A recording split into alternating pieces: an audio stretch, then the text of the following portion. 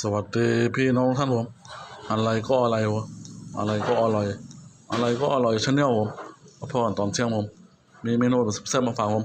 มันนี้พามากินหอยครับผมกินหอยแรงดีครับผมผัดหอยลายครับผมผัดหอยลายครับผมข้าวสวยฮ้อนเด้อพี่น้องนะผมโอ้สวัสดีครับผม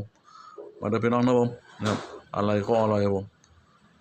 ผัดหอยลายข้าวสวยร้อนครับผมมาเด้อพี่น้องนะผมแซ่บเพื่อนะครับเมนูเดียวกันแคนผมเมนูตอนเที่ยงผมนะครับนุ่มแบบบ้านๆสไตล์ไงข้าวสวยฮ้อนโอ้สวัสดีครับผม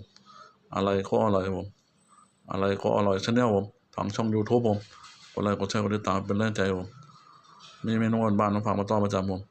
คลิปนี้มีหอยลายผมผัดหอยลายมาฝากผมนะครับสวยฮ้อนโอ้สวัสดีครับผมมาเด้อพี่น้องนะผมแซ่บคือเอานะอะไรก็อร่อยครับผมผัดหอยลายข้าวสวยฮ้อนโอ้แซ่บครับผมนะครับอย่าลืมเด้อผมกดไลค์กดแชร์กดติดตามผมอะไรก็อร่อยชาแนลผมทางช่อง YouTube ผม